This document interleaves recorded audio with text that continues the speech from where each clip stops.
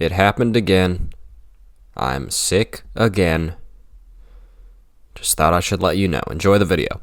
I'll admit it has been a long time. It has been a busy and unfortunate month for me for both personal reasons and reasons I'd be willing to discuss, but let's just skip all of that and get right to this year's big project. The top 5. Yeah, so this year absolutely blew for movies. I don't like saying that because I'm sure that tons of people would respond by saying, you're just not looking in the right places, and yes, you're kinda right. But something really did feel off this time around.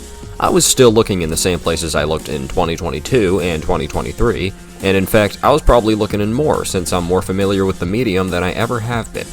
Yet, I watched about half as many movies, and liked about half as many as well, which is why I'm only doing 5. If I did a top 10 list, I would have to talk about The Wild Robot, and I have nothing new to say about that one that I didn't already say in my mini review. Another thing you may notice is that this video is really quite early, and that is true, but I'll let on that I've had a bit of anxiety trying to come up with video ideas since there's really not much releasing that I care for. And I'd rather get the video that I always knew I would make out now so I can get a bit of breathing room. It's always possible for a list to be disrupted, even if you make it on December 31st. It's really no big deal. So, here is my top 5 2024 movies list as of December 13th, starting with number 5, I Saw the TV Glow. TV Glow is a movie that I already have a review for, which I'll link to now, but there is a whole lot to say about it. It generated a lot of hype for director Jane Schoenbrunn, who managed to get a cult audience for their first film, We're All Going to the World's Fair, but truly broke out with this sophomore release. TV Glow covers the life of Owen, an at-first unconfident and antisocial young boy with an addiction to a TV show named The Pink Opaque, that eventually becomes a physically and emotionally depressed loner. The only things that make Owen happy are The Pink Opaque and the girl who introduced him to it, Maddie. Whenever Maddie is around, she encourages Owen to embrace his true self in the show, instead of the person that the real world wants him to be.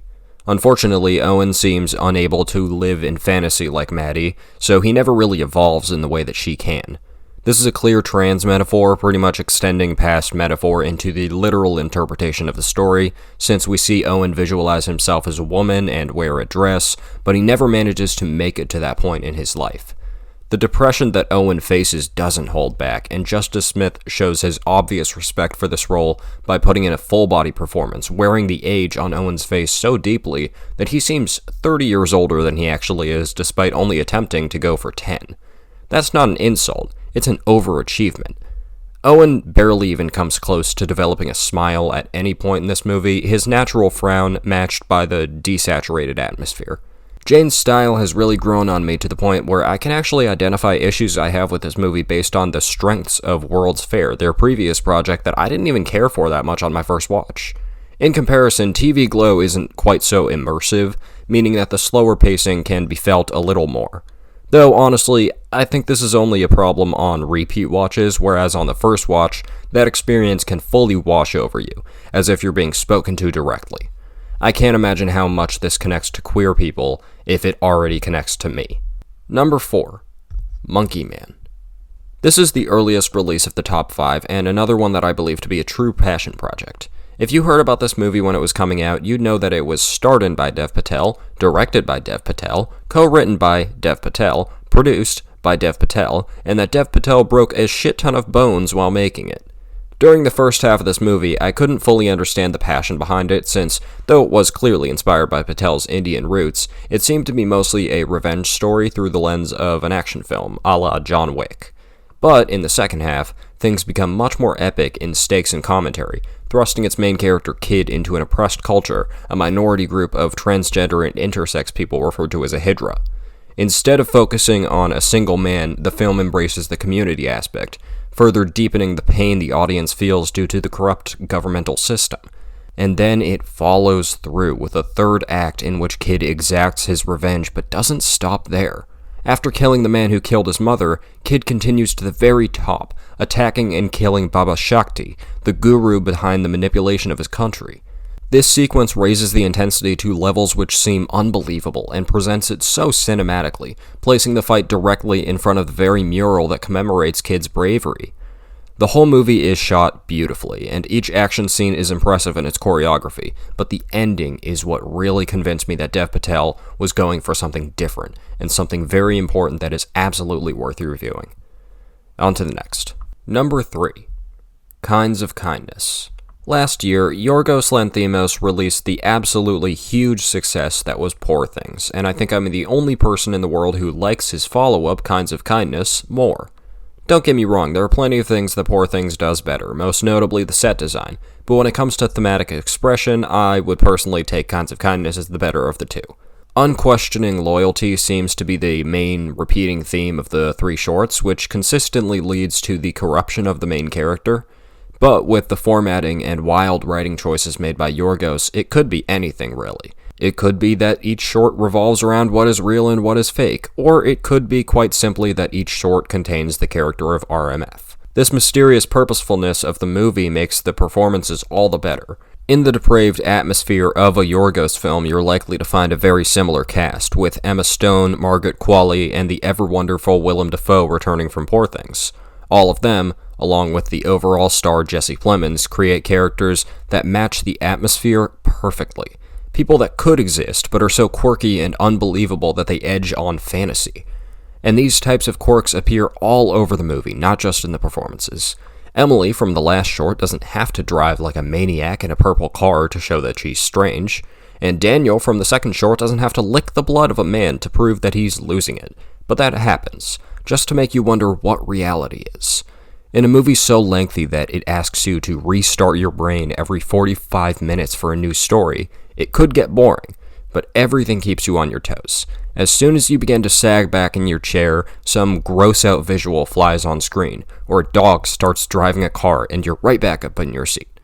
While Poor Things may have overreached in a few places, I feel like Kinds of Kindness managed to tell a story that is both disturbed and profound without stepping on its toes. Number 2. A Real Pain. This is the most recent addition to the list, and also my most recent review, so check that out if you want to hear me talk more. Yet another passion project makes the list in a year where big-budget blockbusters get pushed to the side.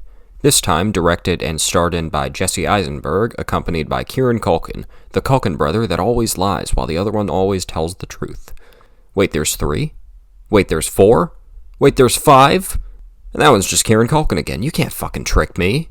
Anyways, I'm getting sidetracked. A Real Pain is an incredibly comforting movie, best associated with a sit by the fireplace and a warm cup of hot chocolate. The music is touching and inspired, the cinematography is rigidly thoughtful, and for the love of God, the performances. Benji, Kieran's character, definitely takes the spotlight as the more wordy and unique character of the two. Coming off of his Holocaust survivor grandmother's death that was also soon after a suicide attempt of his mental state is frazzled. But the way he views the world doesn't change. Benji embraces life as it goes, and would prefer to sit in the feeling than move right along. Though he loves communalizing, Benji's loneliness is perfectly communicated, as the person who he felt closest to was his grandmother, and no one else seems to understand his rapidly swinging mood. Still, him stealing that spotlight from his cousin David, Eisenberg's character, activates David's own imposter syndrome and depression. David is much more OCD and business-oriented, not wanting to disturb the norm, but Benji consistently tries to convince him that he used to be more of a free spirit. No matter how true this is, it's clear that David has that potential in him, but he is too unsure of himself. The two men's reactions to their grandmother's place of imprisonment during the Holocaust reflects their forms of depression flawlessly. Benji is bawling his eyes out while David is stuck in a more quiet, somber sadness. And in the end, while David stays more reserved in comparison to Benji, he does decide to reach out and ask him over for dinner, letting Benji know that he's at least made an impression. With a movie like this, it doesn't need to feel like the characters' lives have been irreparably changed, just that the experience meant something to them.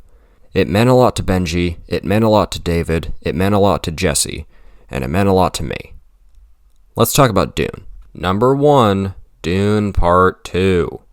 This was a hell of an experience. Everything that Dune Part 1 did well, Dune Part 2 does a little bit better. The performances, the visuals, it just absolutely rules. Director Denis Villeneuve is one that I have had some unpopular critiques of in the past, mostly because his dialogue bores me. The man has openly admitted that he hates dialogue, and he doesn't write his own, getting screenwriters that, in my opinion, don't really hit the mark. But the thing with Dune is that it's already written by a guy who was on a lot of weed, just like all great authors are. So all Denny has to do is put some sick-ass science fiction visuals behind it, and good lord he did that. At least the stuff that he really puts his time into is absolutely unbelievable. Some of the sequences displayed in Dune 2, most notably Jessica's experience when drinking the water of life and becoming the Reverend Mother, look otherworldly, like actually alien. The type of shit that we should send to the aliens to convince them that we as a human race deserve to live. Additionally, as I said, the performances are top-notch. Timothée Chalamet as Paul was one of the weaker links of the original movie to me, but I just can't say that after seeing the amount of emotion he managed to channel into each of his monologues and expressions that truly make Paul feel like that man in a child's body that he's meant to be in this movie. Plus, Rebecca Ferguson, who was already in my good graces for Dune 1, is absolutely devilish as Jessica, creepy in a way that feels inhuman. Both leads sent chills all across my body at one point or another. Dune is a story that understands the layers of science fiction. Thematically, a science fiction or fantasy story can be the most interesting because accompanying the typical story elements are thousands of possibilities for allegory, and the stakes are grand enough that anything can have weight if you give it some.